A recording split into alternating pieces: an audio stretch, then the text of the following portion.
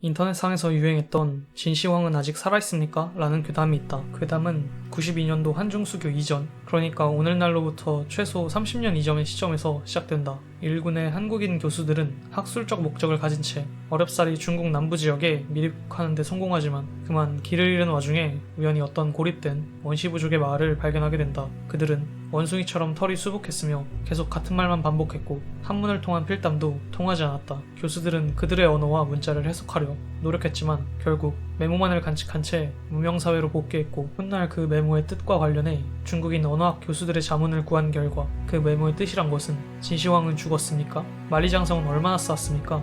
였다고 한다. 물론 이는 재밌는 피션에 불과하며 4세기의 대시인 귀거래사로 유명한 도연명의 도화원기를 현대적으로 각색한 것이다. 도화원기에 나오는 도화원은 말 그대로 복숭아 나무가 질비해 있는 현세의 이상향인데 우리가 아는 그 무릉도원이 이 도화원을 다르게 부르는 표현 중 하나다. 이 무릉도원도 각종 난리를 피해 고립된 지역으로 흘러들어온 옛 진나라 시대의 유민들이 속세와 단절된 채 자신들만의 평화로운 자치공동체를 꾸려나가고 있었다는 설정을 공유한다.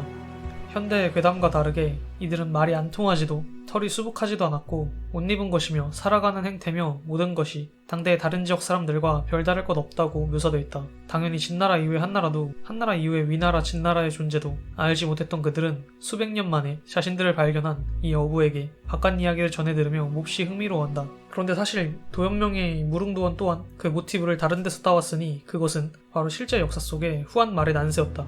이전 영상에서 서술했듯 제국은 지방에 대한 통제력을 서서히 잃어가고 있었고 지역민들은 제각기 스스로를 보호해야만 했다.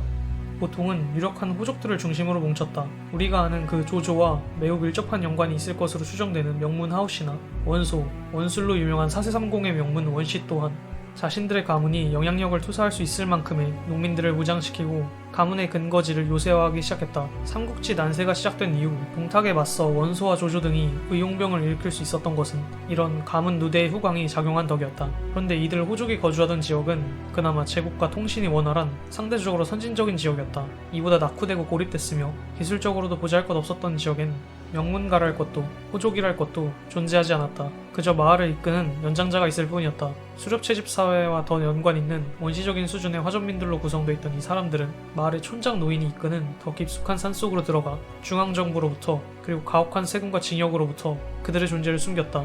도연명의 글 속에서 그들이 사는 곳은 무릉도원이 되었고 마을 사람들을 필사적으로 이끌던 지혜로운 노인은 훗날의 도교 문원 속 도사들이 되었다.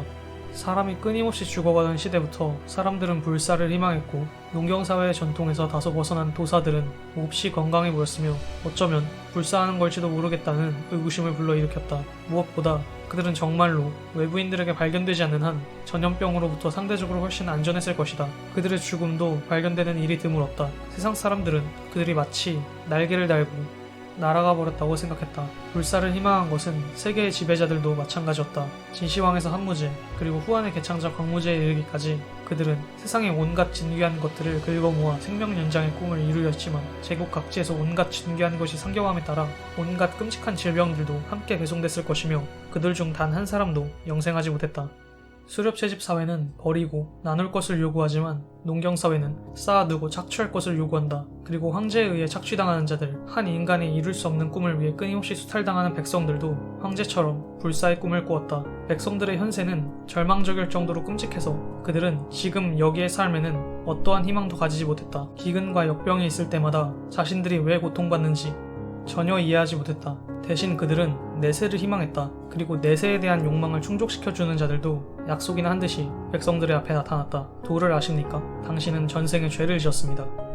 그들은 단순히 사람들로 하여금 자신들이 저지른 죄를 깨우치게 하는 데서 멈추지 않았다. 그들은 사람들이 하나의 거대한 집단적 원죄를 가지고 있다는 사실을 일깨웠다. 죄의 크기가 워낙 크고 집단적이기에 기존의 공동체와 단절된 새로운 독립단체 혹은 국가를 형성해야 한다는 운동이 시작된 것이다. 그런 운동의 지도자들은 곧 황제를 방불케 하는 무소불위의 권력을 휘두르게 된다. 삼국지의 배경으로부터 대략 200여 년 전 먹으면 불로 불사한다는 신비로운 복숭아를 나눠주는 서왕모라는 여신에 대한 신앙이 중국 지역을 강타했다. 땅이 갈라지는 지독한 가뭄이 기승을 부리던 때였다. 그들은 서왕모의 부적이라 일컫는 대마의 줄기와 횃불을 들고는 춤을 추고 노래를 부르며 중원 각지를 순례했다.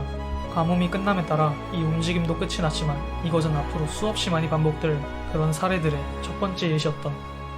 160년대 이후 중원을 휩쓸기 시작한 일련의 새로운 역병들이 기존의 그 어떤 치료법으로도 대처할 수 없다는 사실이 곧 명백해졌다. 천자의 대리인들도 백성들을 구할 수는 없었고 고금 성현의 그 어떤 가르침이 적힌 성경에도 역병에 대처할 수 있는 방법은 쓰여있지 않았다. 기존의 모든 권위가 부정되었고 백성들은 절망에 빠졌다. 지방관은 당황했고 낙양 궁궐의 축소판과도 같았던 지역 관청의 빗장문들이 걸어 잠궈졌다. 하늘이 한나라를 버렸다. 적어도 당시 한나라 백성들은 그렇게 생각했을 것이다. 그리고 젊고 능력 있으며 스스로를 깨끗하다고 여기는 귀족들도 그렇게 생각하기 시작했다. 환관들이 전횡을 일삼는 조정에 출사하는 것은 더러울 뿐이란 여론이 생긴 것이다. 백성도 선비도 한나라의 조정의 권위를 의심하기 시작했다.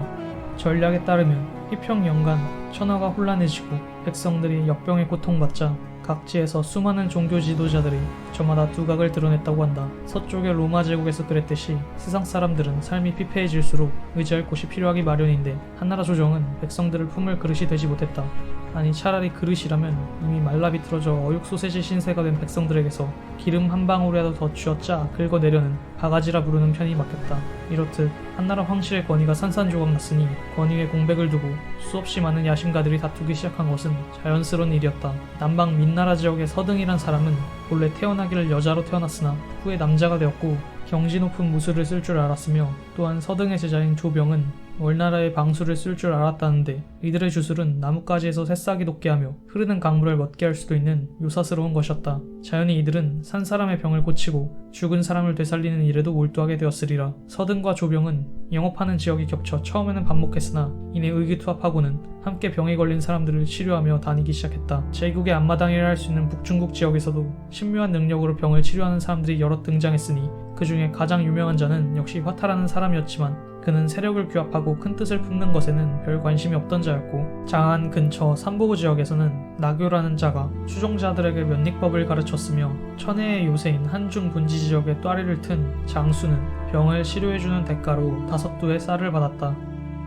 이 외에도 방랑하고 구걸하며 백성들을 치료하는 탁발치료사들 혹은 주술사들도 우후죽순 생겨났으니 바야흐로 푸른 하늘이 이때 이미 죽은 것이다.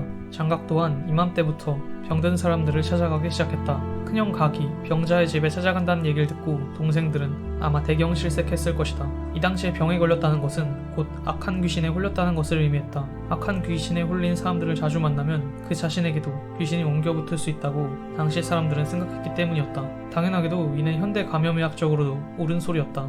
역병, 즉 천연두가 창궐하는 상황에서 가장 먼저 해야 할 일은 두신을 피해 그저 도망가는 것, 그리고 귀신 들린 사람들을 격리하는 것뿐이었다. 우리도 조선시대까지는 이 병을 두신, 손님 마마 등으로 부르며 우러러볼 뿐이었다. 그러나 장각은 고향 사람들을 버리지 않았다. 장각은 곧바로 튼튼한 나무로 지팡이를 만들었고 병자의 무릎을 꿇리고는 잘못한 것을 외우라고 말했다. 부적을 태워 물에 섞었고 그 물과 함께 약간의 식량을 챙겨주었다. 며칠간 꼬박 밥을 제때 먹고 부적 태운 물을 함께 마시라는 당부를 했다. 모든 잘못을 실토했으니 앞으로는 무서울 게 없다는 일종의 심리 테라피도 곁들였다. 그러자 놀라운 일이 벌어졌다. 그의 치료를 받은 사람들 중에서 멀쩡히 살아난 자들이 여럿 생겨난 것이다. 그들은 장각의 신묘한 능력을 칭송했으며 그 중에는 장각의 손발을 자처하며 장각의 의료 행위에 각종 편의를 제공하기 위해 따라 나서는 이도 있었다. 어안이 벙벙해 있는 동생들에게 장각이 일렀다. 먼 옛날 순제시기의 낭야사람 공숭이 자신의 스승 간길이 연못에서 구한 것이라며 화려하게 시장된 어느 책을 바쳤다고 한다. 그것이 바로 태평청령서라는 책이었다. 이 책은 음양과 오행 그리고 온갖 무술과 주술이 적혀있는 요사스러운 것이었기에 관리들이 압수하여 세상에서 숨겼다고 한다. 그런데 어찌된 영문인지 그 숨겨진 책들 중에서 몇몇이 세상으로 풀려난 것인지 운 좋게 내 손에 들어왔다. 아니 그저 이름만 사칭한 책일 수도 있지만 그게 중요한 것은 아니다. 옛 성현들이 썼다는 고대의 성경을 아무리 들여다보아도 오늘날처럼 고통받는 백성들을 구할 방법은 없었다. 난세를 헤쳐나갈 방법은 책에는 적혀있지 않다. 푸른 하늘이 이미 죽었으니 이단, 요술, 사악한 악신의 경전일지라도 백성들을 구할 수만 있다면 나는 아무래도 좋다. 그렇게 장각은 태평의 도를 창시했다. 기주 거록군의 백성들은 벌떼처럼 몰려다니며 장각을 칭송했고 장각이 가는 곳마다 병자들의 기적이 벌어졌다. 다 죽어가던 사람이 살아나고 누워만 있던 사람은 걷기 시작했으며 우라가 있던 사람이 온순해졌다. 그가 치료한 사람들 중에 얼마나 많은 사람이 호전되었는지 얼마나 많은 사람들이 별다른 차도 없이 그대로 사망했는지 현대인인 우리가 알 길은 없다. 장각이 창시한 태평의 도를 활용한 치료가 기존의 전통의학적 치료보다 얼마나 더 효과적이었는지도 알 수 없다. 그저 장각의 치료가 백성들에게 위안이 되었다는 것, 백성들이 장각에게 열광했다는 것, 백성들이 장각을 믿었다는 것, 그것만이 오늘날의 우리가 이 시기의 장각에 대해 알 수 있는 유의미한 객관적 사실일 뿐이다. 후한서 황보숭 열전에 따르면 장각은 스스로 대현량사를 자칭하며 황로의 도를 행했고 부적과 물을 쓰고 주문을 외워 병을 고치니 백성들이 그를 믿게 되었다. 장각의 동생들 그리고 장씨 문중의 여러 사람들도 곧바로 이 태평의 도에 몸을 던졌고 태평도 세력은 곧 그 수가 무려 수천 수만이 되었다. 심지어는 거록을 넘어 기주 전역에 그리고 기주를 넘어 천하 각지에 추종자들이 퍼져나갔다. 장각은 교세를 확장시키기로 결정했다. 고통받는 것은 기주 한 주의 백성들 뿐만이 아니었다. 이에 장각은 8제자를 사방에 보내 선량한 도로서 천하를 교화했다.